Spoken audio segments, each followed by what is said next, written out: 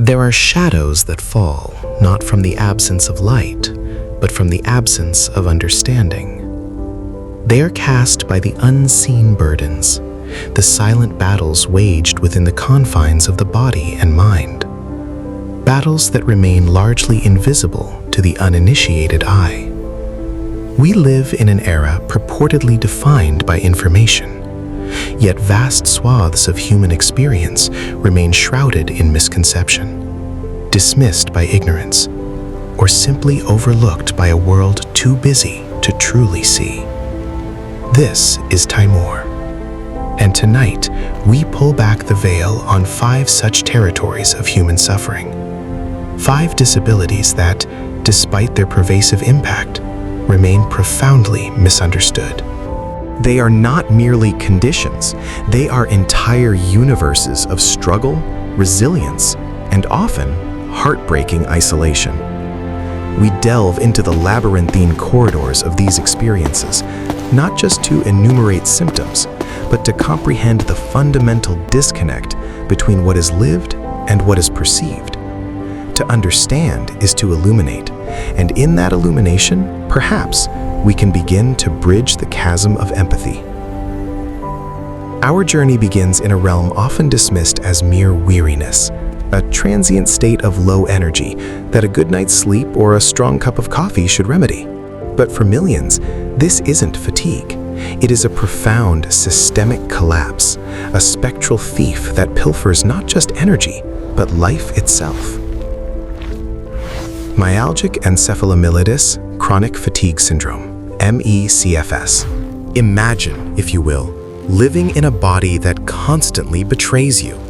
A body that, after the slightest exertion, a short walk, a brief conversation, the simple act of thinking, plunges into a debilitating abyss, a state known as post-exertional malaise, or PEM. This is the insidious reality of myalgic encephalitis, often colloquially and dismissively referred to as chronic fatigue syndrome. The very name chronic fatigue syndrome is in itself a profound disservice, a linguistic trivialization of a devastating neuroimmune disease. It implies a mere lack of pep, a need for motivation, a psychological failing, rather than a profound physiological dysfunction.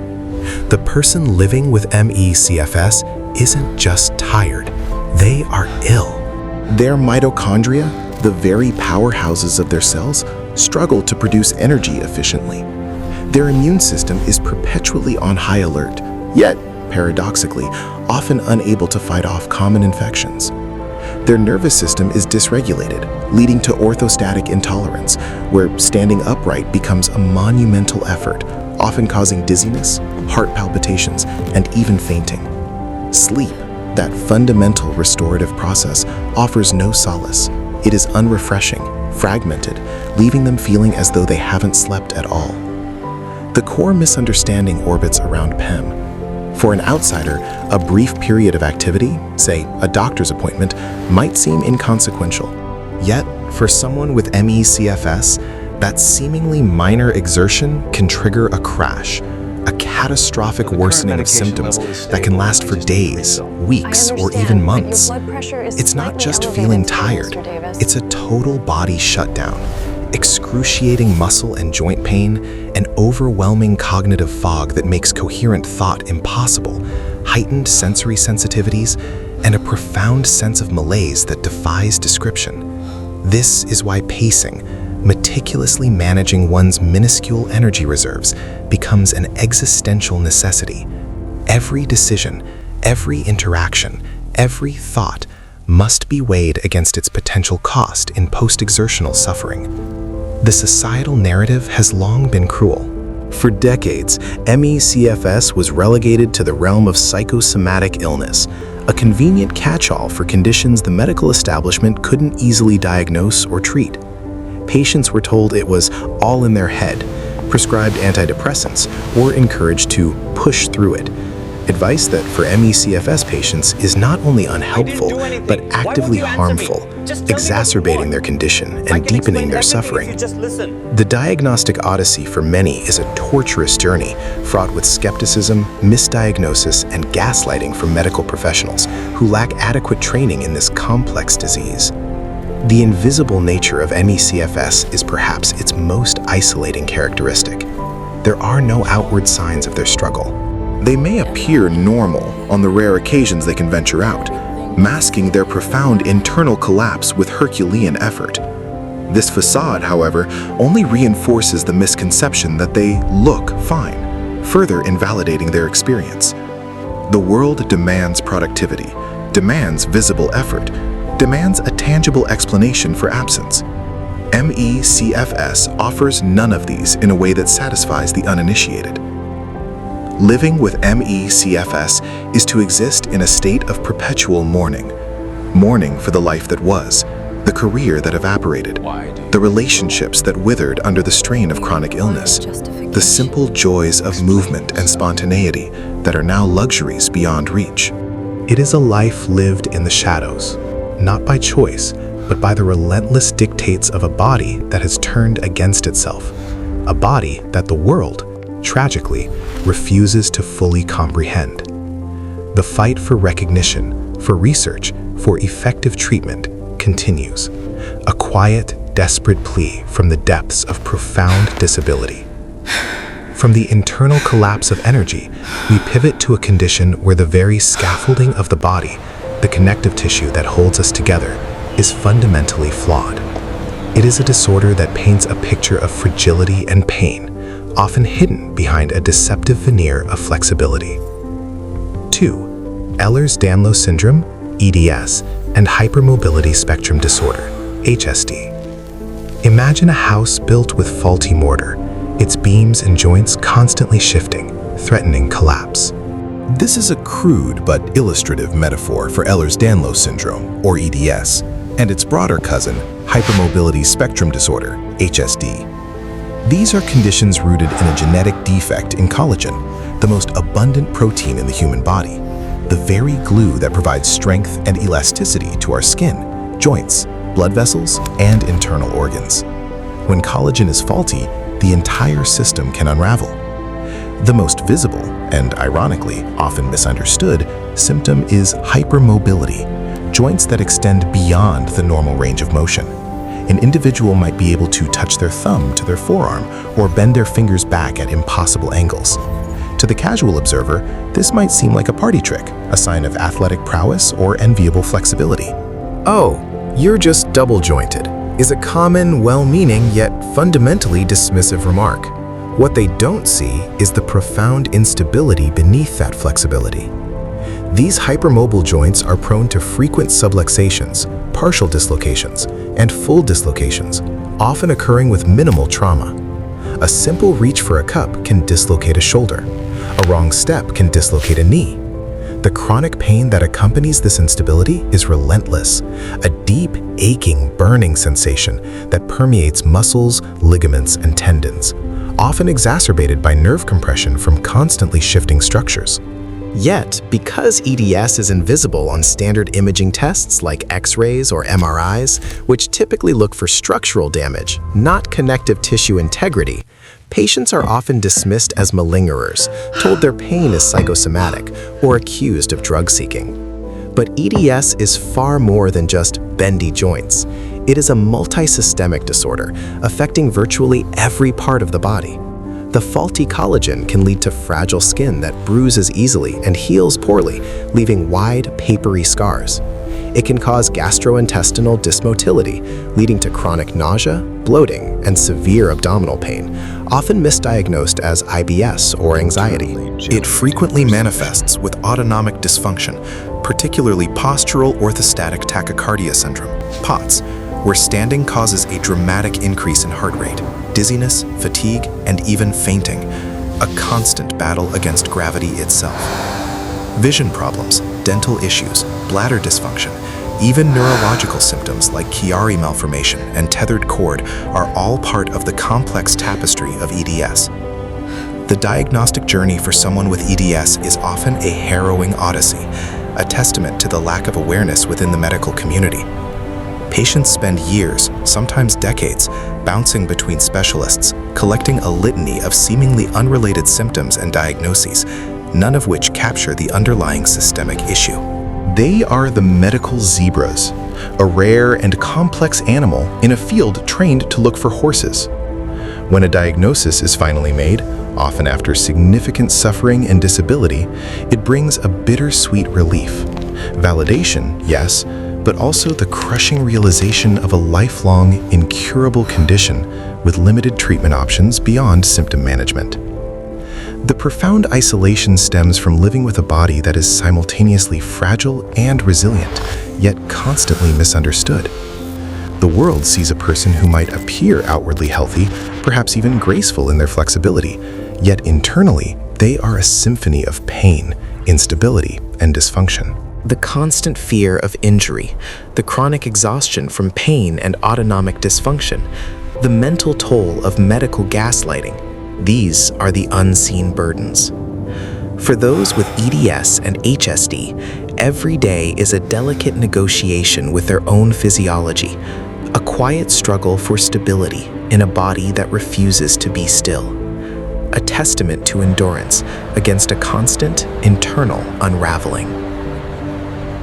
From the physical architecture of the body, we turn our gaze inward to the architecture of the mind, specifically to a neurodevelopmental difference that profoundly shapes perception, interaction, and existence, yet is frequently misconstrued as a mere social quirk or a lack of empathy.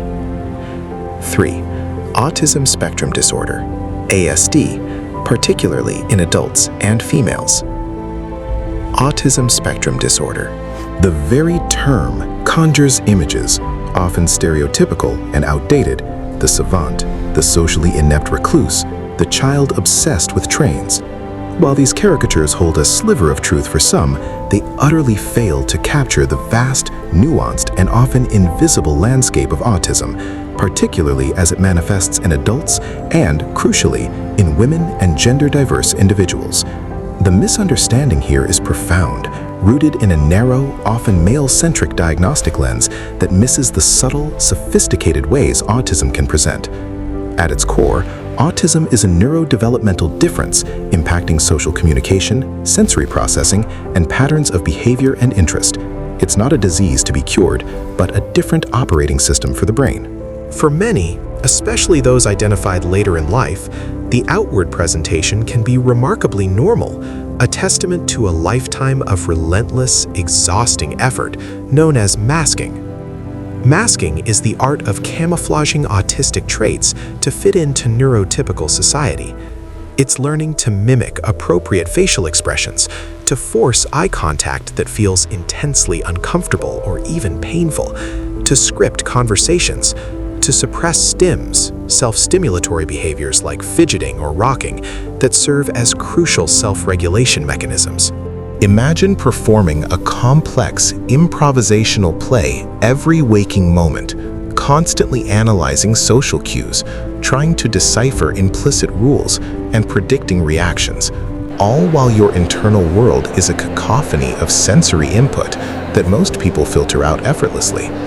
This performance is profoundly draining, leading to chronic burnout, anxiety, and depression. The sensory aspect of autism is perhaps the most difficult for neurotypical individuals to grasp. For an autistic person, a fluorescent light might hum with the intensity of a jet engine. A fabric texture might feel like sandpaper on exposed nerves. A crowded room might be an overwhelming assault of smells, sounds, and visual clutter. This isn't hypersensitivity in the way one might be sensitive to a loud noise. It's a fundamental difference in how the brain processes sensory information, leading to overload, meltdowns, an intense involuntary physiological and emotional response to overwhelm, or shutdowns, a complete withdrawal and inability to communicate. Yet these reactions are often misinterpreted as tantrums, defiance, or emotional instability. Social interaction is another arena of profound misunderstanding. Autistic individuals are often perceived as lacking empathy. This is a cruel misconception. Many experience hyperempathy, feeling the emotions of others so intensely that it becomes overwhelming. The challenge isn't a lack of feeling, but a difficulty in expressing or interpreting emotions in neurotypical ways, and a struggle with the implicit, unwritten rules of social engagement. The double empathy problem suggests that neurotypical people struggle to understand autistic communication just as much as autistic people struggle to understand neurotypical communication. For adult women, the diagnostic gap is particularly stark. Autistic girls are often socialized to be people pleasers, developing sophisticated masking strategies early on. Their restricted interests might be in socially acceptable areas, aka horses, reading, and their special interests might manifest as intense, deep dives into specific academic fields or hobbies, easily mistaken for passion rather than a core autistic trait. The late diagnosis, often in adulthood after years of struggling with mental health issues, relationship difficulties, and pervasive feelings of otherness, can be both a revelation and a profound grief for the life that could have been lived with self-understanding. Living with undiagnosed or misunderstood autism is to exist in a constant state of alienation, a feeling like an alien trying to navigate a human world without a proper instruction manual. It is to internalize the message that you are too much or not enough, leading to profound self-doubt and identity confusion.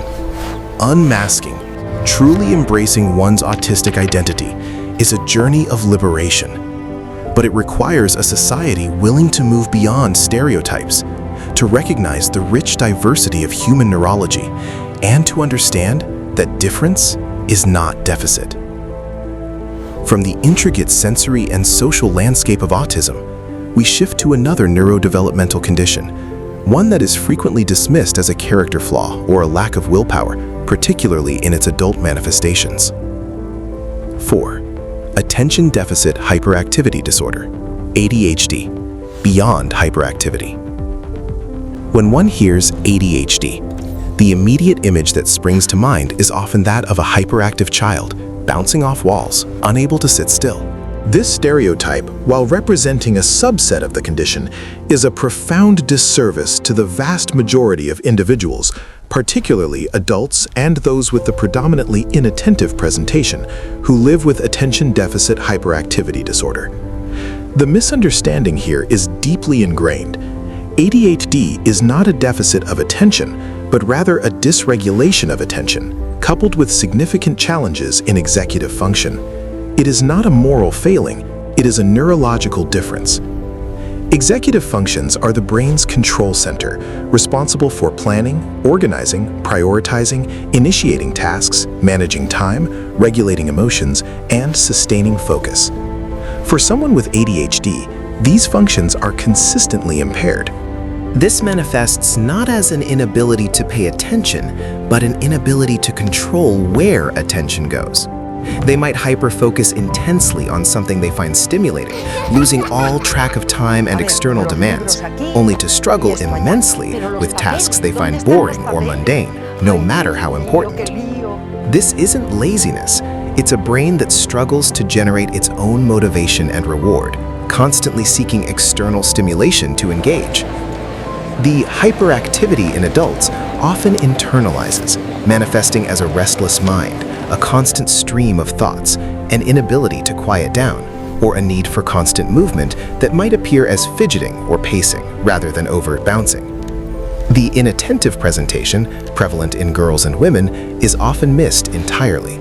These individuals might appear quiet, dreamy, disorganized, or simply underachieving. They struggle with task initiation, follow-through, working memory, remembering instructions, keeping track of items, and time blindness, an inability to accurately perceive the passage of time, leading to chronic lateness and missed deadlines. These are often dismissed as character flaws. She's just unorganized. He's lazy. They need to try harder. The emotional dysregulation associated with ADHD is another frequently misunderstood aspect.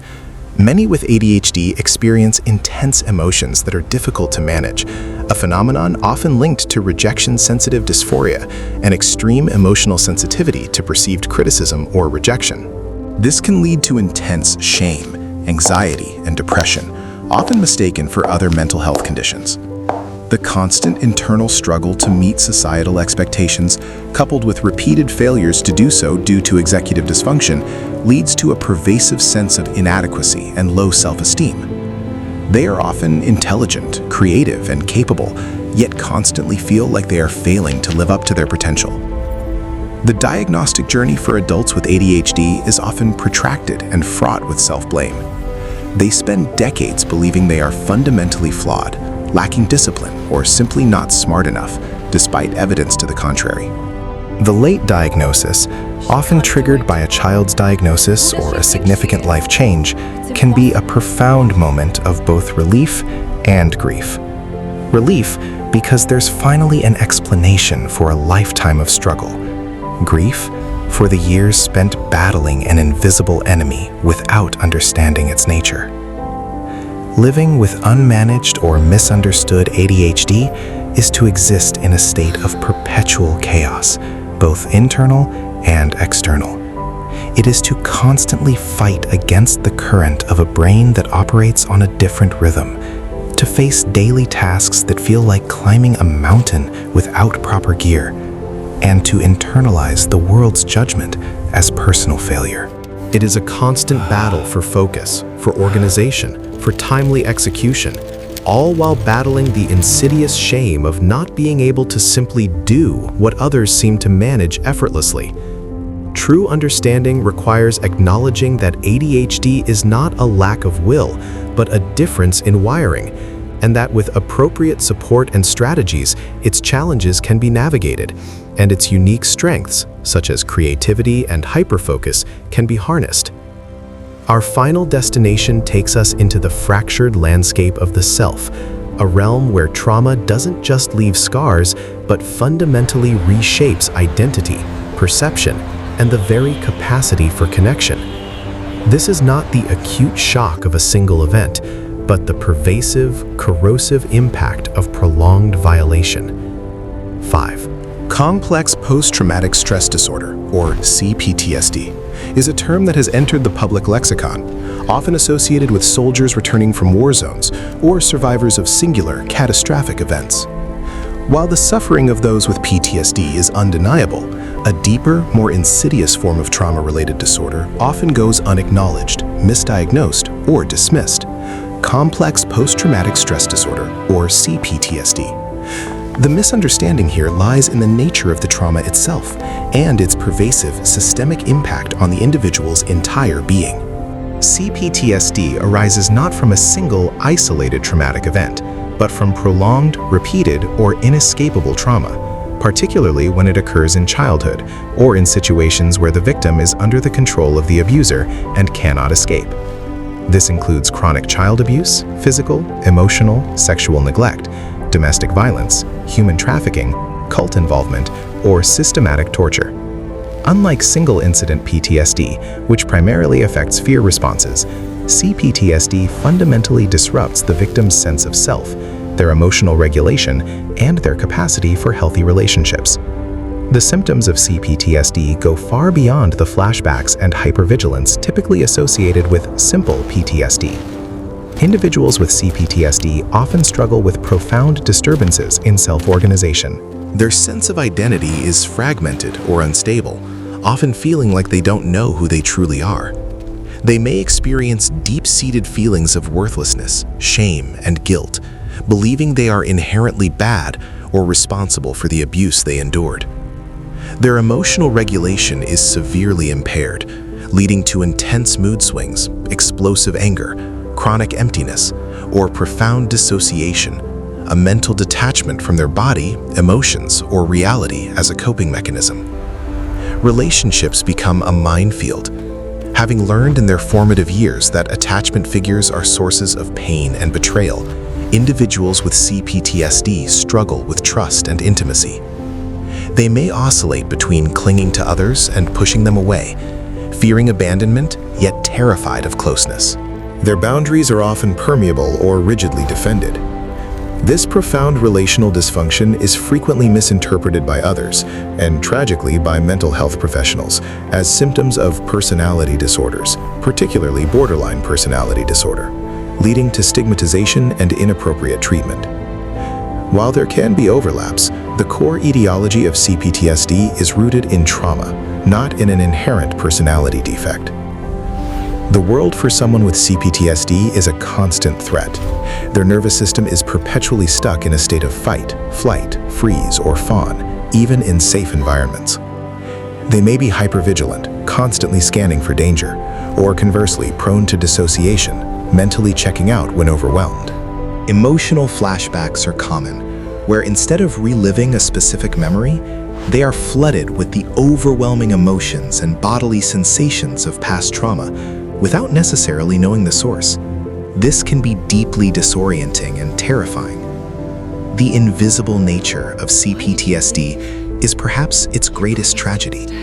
There are no visible wounds from emotional neglect or psychological torment. The scars are etched onto the psyche, woven into the very fabric of identity. Survivors often carry their trauma in silence, shamed into secrecy, or dismissed because their experiences don't fit the neat boxes of recognized trauma. The path to healing is long, arduous, and requires a compassionate, trauma-informed approach that acknowledges the profound impact of relational violence on the developing self.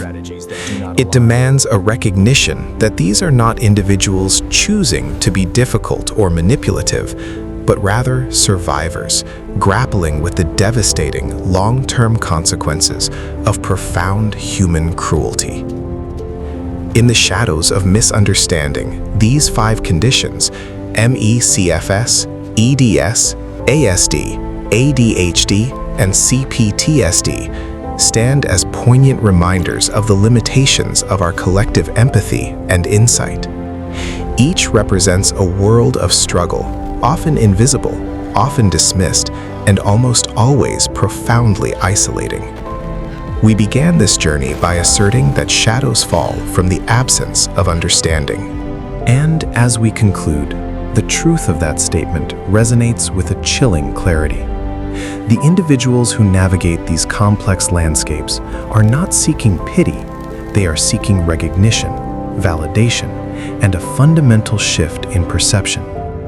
They are asking us to look beyond the surface, to question our assumptions, and to listen with an open heart to experiences that may lie beyond our immediate grasp. To truly understand these disabilities is to understand that they are not mere inconveniences, but fundamental challenges to existence.